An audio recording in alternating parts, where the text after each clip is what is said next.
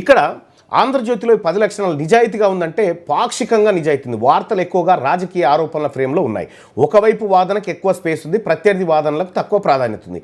పూర్తి నిజం కాకుండా ఎడిటోరియల్ లైన్కు అనుకూలమైన నిజం ఎక్కువగా ఎడిటోరియల్ లైన్కి ఎట్లుందో వాళ్ళ అభిప్రాయం ఎట్లుందో దానికి అనుగుణంగా ఈ నిష్పక్షపాతం ఉందా అంటే ఇంకో ఇది ఫ్రంట్ పేజీ రాజకీయ ప్రచార పోస్టులో ఉందంటే ఈయన ఏది వాళ్ళ బీజేపీ దినపత్రిక యాడ్ ఉంది కాబట్టి ఒక నిర్దిష్ట రాజకీయ శిబిరానికి అనుకూలంగా హెడ్లైన్, ఒక నిర్దిష్ట రాజకీయ శిబిరానికి అనుకూలంగా హెడ్లైన్లు ఫోటోలు ఎంపిక చేసిరట.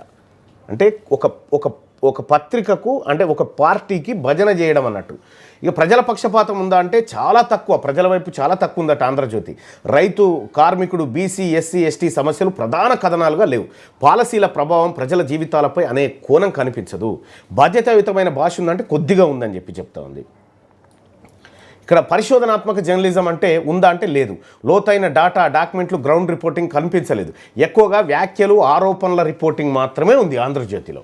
ఇక వార్తా అభిప్రాయం వేరు, వార్తను అభిప్రాయాన్ని వేరు చేయడం లేదు.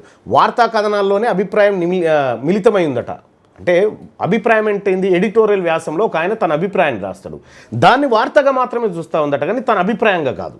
ఇక సామాజిక వర్గాల గొంతు బీసీ, ఎస్సీ, ఎస్టీ, ఉమెన్కి చాలా అరుదైనటువంటి అవకాశం, ఎక్కువ లేదు. పారదర్శకత ఉందా అనంటే లేదు. రాజకీయ ప్రచారం, వార్తల మధ్య గీత స్పష్టంగా లేదు. ఫ్రంట్ పేజీనే రాజకీయ మెసేజ్తో నిండిపోయింది. ఇక ప్రజాస్వామ్యాల విలువల రక్షణ బలహీనంగా ఉందట ఈ పత్రిక. అధికారాన్ని ప్రశ్నించే కన్నా ప్రత్యర్థిని రాజకీయంగా ఇరుకున పెట్టే ధోరణి ఎక్కువ. ప్రజాస్వామ్య వాచ్ డాగ్ పాత్ర తగ్గింది. సో స్వయం నియంత్రణ ఉందంటే కనిపించలేదు. తప్పులు, సవరణలు, క్షమాపణలు ఈ ఎడిటోరియల్ లేవని చెప్తుంది. సో దీనికి 10 మార్కులు అడిగినాం మనం. 10 మార్కులు ఈ 10 లక్షణాలకు సంబంధించినటువంటి రేటింగ్ ఇచ్చింది. రేటింగ్ ఇస్తే నిజాయితీ ఉందంటే కొద్దిగా నిజాయితీ ఉందని చెప్తా ఉంది. బాధ్యతాయుతమైన భాష ఉందంటే కొద్దిగా ఉందని చెప్తుంది. మిగతా అన్నిట్లలో ఫెయిల్ అయిపోయింది. చూడండి, మిగతా అన్నిట్లలో ఆంధ్రజ్యోతి ఫెయిల్ అయిపోయింది. అంటే మొత్తం ఇక్కడ మనం అడిగింది ఏంది, చాట్ జీపీటీని ఒక దినపత్రికకు ఉండాల్సిన 10 లక్షణాలు ఏంది అని అడిగినాం. సో ఈ లక్షణం ఉండాలని మనం అడగలే. ఒక దినపత్రికకు ఉండాల్సిన 10 లక్షణాలు ఏందని అడిగితే ఆ 10 లక్షణాల ఆధారంగా ఒక్కొక్క పత్రికను ఇట్లా స్కాన్ చేస్తూ ఉంది. ఇది సిటీ స్కాను, ఎంఆర్ఐ, ఎక్స్రే లాంటి స్కాన్లు చేసి ఈ పత్రికల గుణగణాలన్నీ బయట పెడతా ఉంది. ఇగో ఇవన్నీ పెట్టింది కదా. ఈ మొత్తం 10 లక్షణాల్లో ఎన్ని ఉన్నాయంటే 1.5 లక్షణాలు మాత్రమే ఆంధ్రజ్యోతికి ఉన్నాయి.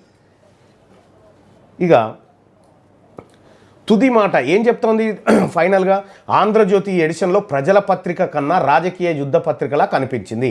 ప్రజల సమస్యలు పక్కన రాజకీయ దాడులకు కేంద్రమైంది. బీసీ, ఎస్టీ కోణం దాదాపు గల్లంతైంది.